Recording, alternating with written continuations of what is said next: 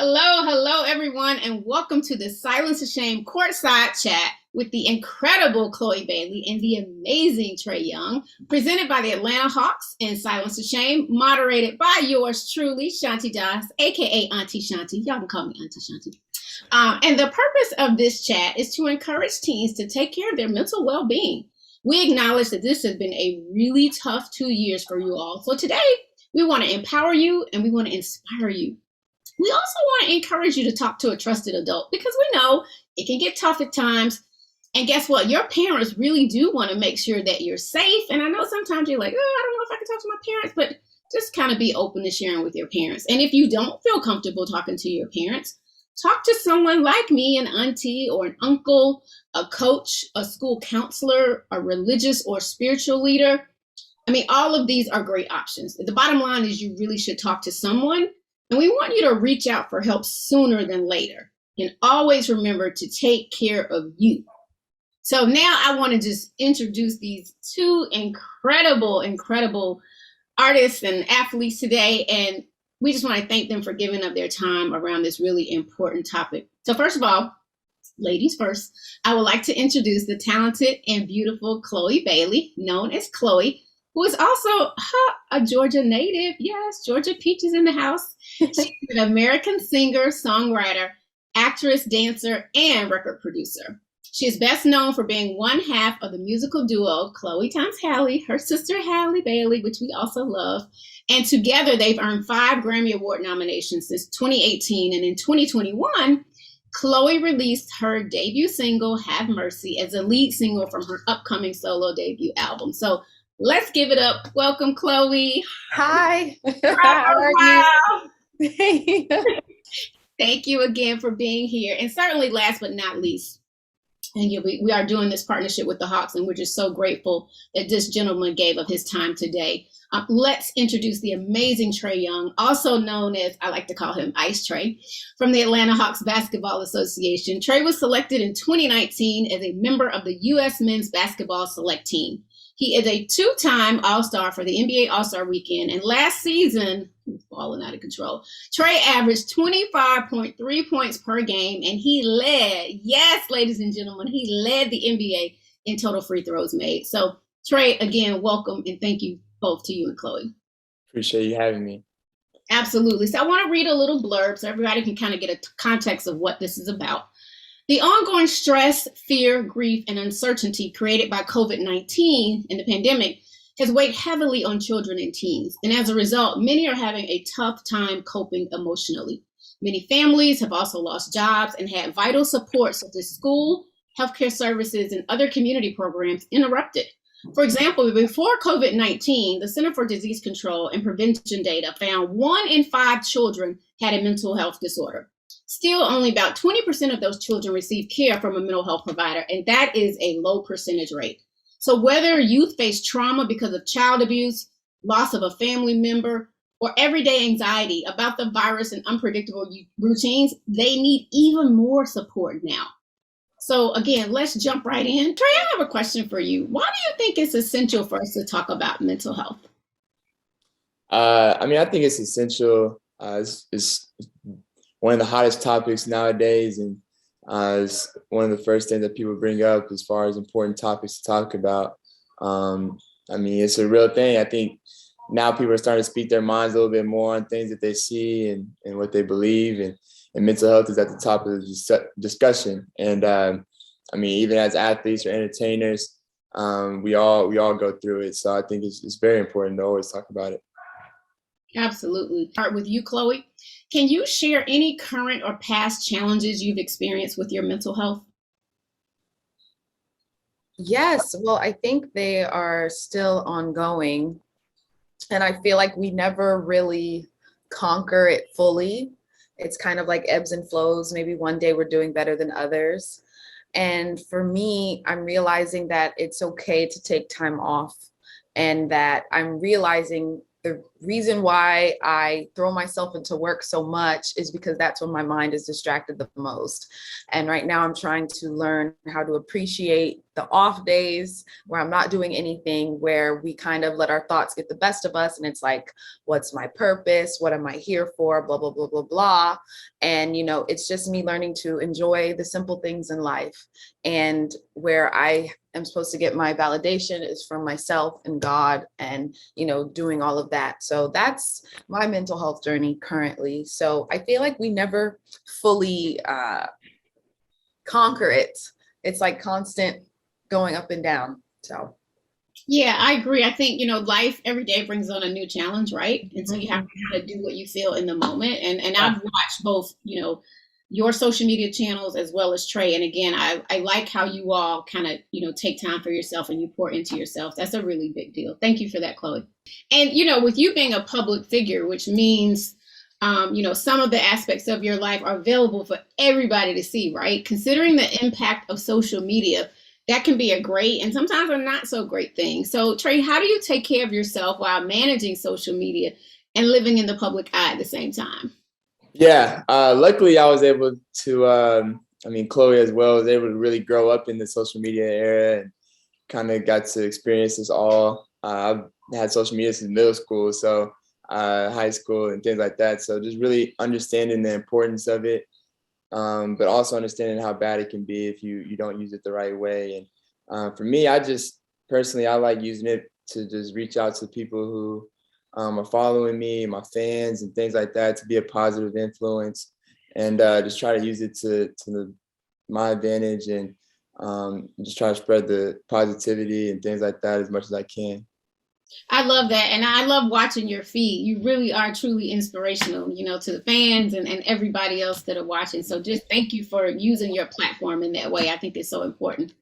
I also want to ask you, Chlöe, how have you managed the naysayers, right, or the criticism received specifically during these challenging times? Because we know social media can often be like the highlight reel, and sometimes we're reading the comments, or even just, from fans you might encounter or people. How do you block out that noise and really like recenter yourself? yeah, well, social media is like a blessing and a curse, because online is how my sister and I even got started because of YouTube and everything. So it's like from an early age, I've kind of learned how to deal with negativity in the comments, and we're all human. Of course, like when you're scrolling and you'll see like all these incredible things people say about you. And it's always that one shitty thing where you're like, okay, what if this is true? This is how I'm looking at myself now. You start getting in your head.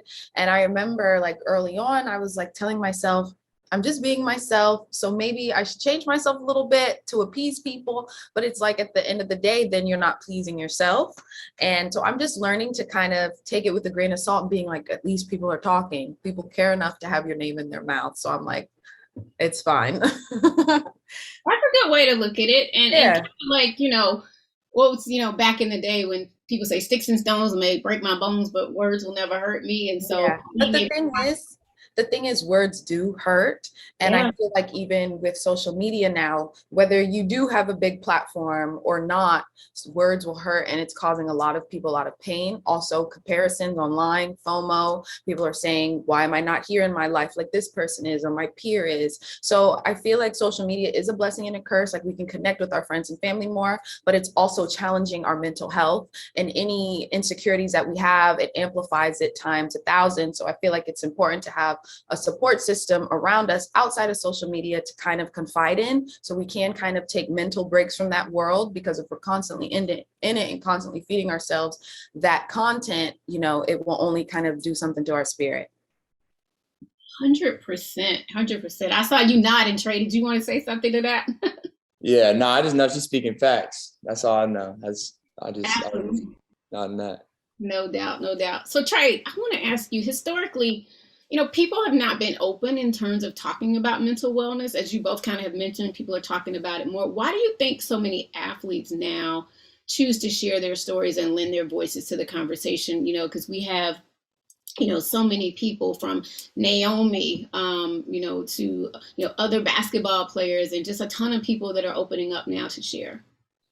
Yeah, no, I think Chloe said it best. I think it's just more of a topic of discussion now, and people are starting to talk about it, and they should. And I think people look at athletes and entertainers and people of, I mean, maybe a high stature and just see that what they have and just think that they have it all and everything's good and everything's great for them. But I mean, we're human at the end of the day. We're all the same, and we all go through the same types of things. And mental health is something that I've always had to deal with, and I know a lot of people have had to deal with it. So I think it's great that it's a topic of discussion right now, and it's important that people know that, I mean, we go through the same things that they go through too.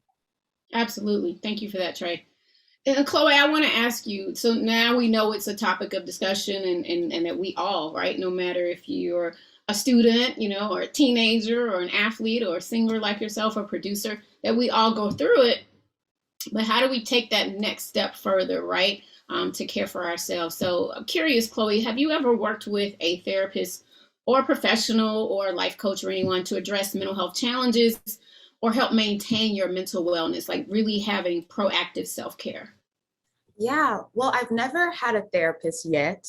I say yet because I never know if I would ever do that. I think therapy is amazing. And honestly, if I didn't have my godmom to vent to after every single thing I go through in my life, I probably would have a therapist.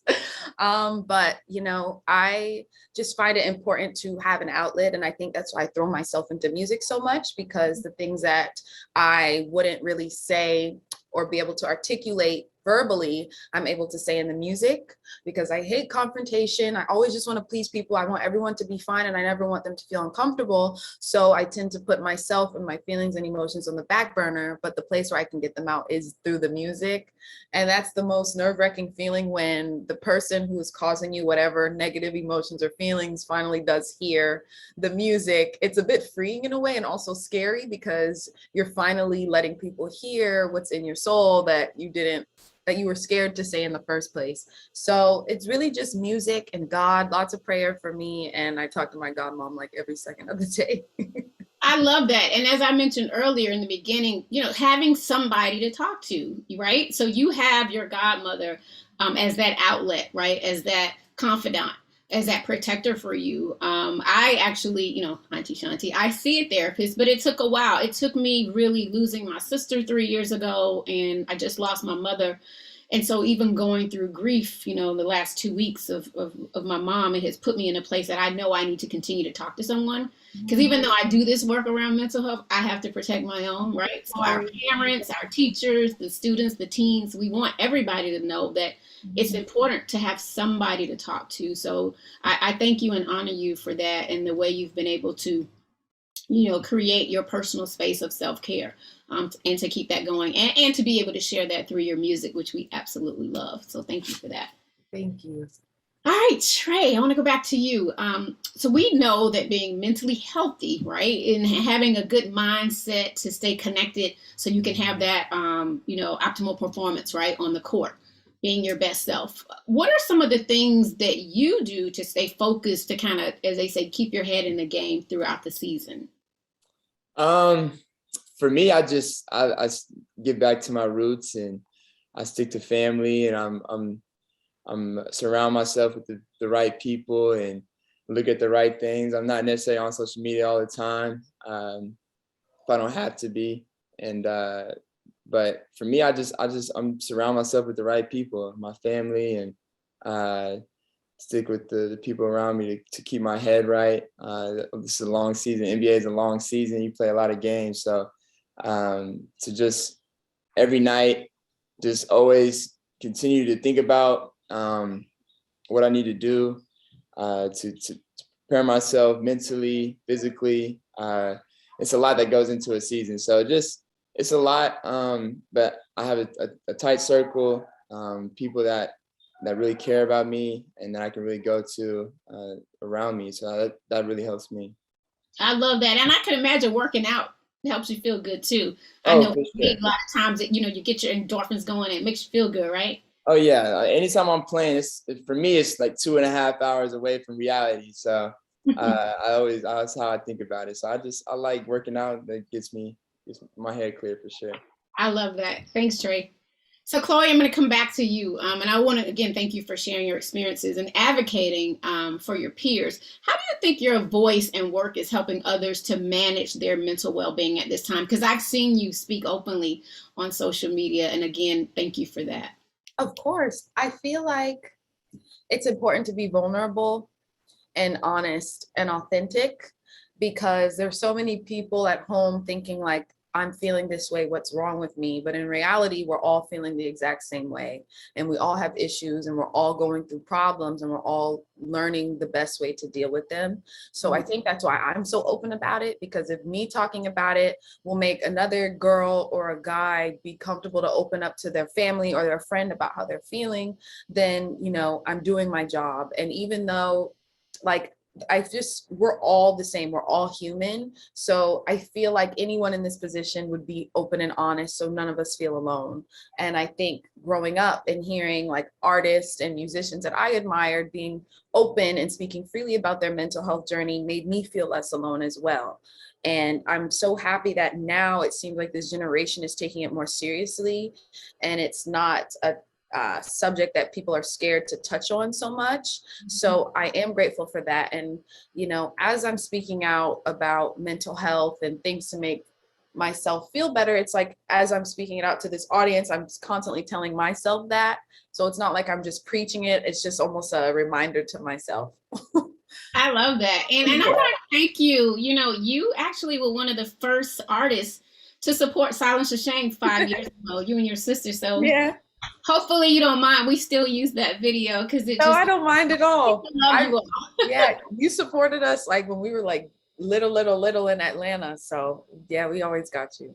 I love you guys. Thank you. So Trae, I noticed that you do these really cool daily posts. Another day, another opportunity. And I know we could probably look at that from a lot of different aspects, but you want to kind of explain to us what that means? Yeah, I mean, for me, I use that and I post it every day, not only as a reminder to myself, but to a reminder to everybody. I use it as a reminder to myself that any day you wake up, it's another opportunity to be better at something. And whether it's being a better big brother or being a better teammate, I'm always just trying to be better at something the next day. So I always wake up with that mindset, and I just try to spread that positivity and hope people have that same mindset every day, that we can be better each and every day at something. I love that. That is beautiful. So we're about to kind of wrap this up. We're just so grateful that you guys gave of your time today. I just want to ask you all, what do you all do for self-care, right? Because self-care looks different for everybody. I know, Trae, you talked a little bit about working out, but is it anything else? Like, do y'all like to take walks, or do you like to draw, or massages, or anything cool that you like to do when it's really just like Trae time or Chloe time? So we'll start with you, Trae. Well, for me, I'm a big movies person, so I sneak out to the movie theaters every now and then, get out. I like watching movies. Do you like any old school movies? I'm the auntie in the room, so how about any 90s throwbacks or anything? Nah, I like all movies. You probably seen 90 movies. I've probably seen them. So definitely. The movies for me is a scapegoat for me, just to get away. I love that. What about you, Chloe? What do you do for Chloe time? For Chloe time, okay, so I'm such a like really big nerd. So if I'm home alone, I like order like the 1,000, 2,000 piece Lego sets, and I'll do them till it's finished, and then I'll put like a good show in the background. So I'll do that, or I'll go to the ocean because I love the water. And I eat food. That's what I do. Like if I just need to like chill out, those are the three things I'll do. I love that. I love that. Any closing words from you two? Anything you'd like to say to our teens today, and just impart any final thoughts of the incredible wisdom you've already given us and blessed us with today, Trae? I mean, for me, I just want to appreciate. I always appreciate Chloe. We've done some things together. She's always speaks her mind, and it's great that people get to hear her and her side of things. It's always amazing, and appreciate everybody listening today. And just want everybody to continue to be a positive light, not only your family's life, but in your neighbor next to you, because that could affect somebody else's too. So that's just the last thing I gotta say. Appreciate everybody. Yeah, I actually really enjoyed this. I'm so grateful for this platform. So thank you, Shanti. And I was happy to speak about this with you too, Trae. And I think it's just so important so none of us feel alone and to remind ourselves that we are enough. And even though we are at different points in our journey, it's okay to just be open and honest. And I hope this helps even at least one person. And yeah, we got to do this more. Sure. Yes, yes, yes. Thank you both. And I want to say to the parents that are tuning in, here are 5 tips for self-care and wellness that you can talk to your teens about. Encourage them to share their feelings, number 1. Number 2 is you got to take time to support them, right? Because sometimes if teens or kids say something to you and, parents may be so busy you blow it off, but you really got to listen, right? So if they come to you with something, take your time and support them. The third thing is work through conflict together, right? We need all parties involved to find a good resolution. Care for yourself too as parents, right? Because we go so hard and you work so hard, but you want to make sure you're caring for yourself as you care for your children. And the last thing is learn to recognize signs of crisis for your teens. There's some really good resources out there, silencetheshame.com, NAMI.org. We're going to be providing more to you all. But just thank you so much to everybody that tuned in today to our courtside chat with Trae Young and Chlöe, and we just honor you all, and we ask you to take time for yourself, pour back into yourselves, and really listen to one another. I think if we didn't learn anything else in the pandemic is sometimes we have to be quiet and sit still and listen to ourselves and listen to the people in our inner circle. Trae, you said you had that close inner circle, so let's all give each other enough grace and space so we can heal together. So we honor you, and on behalf of the Atlanta Hawks and Silence the Shame, we thank you. And we send you blessings and greetings of wellness and self-care. Thank you so much.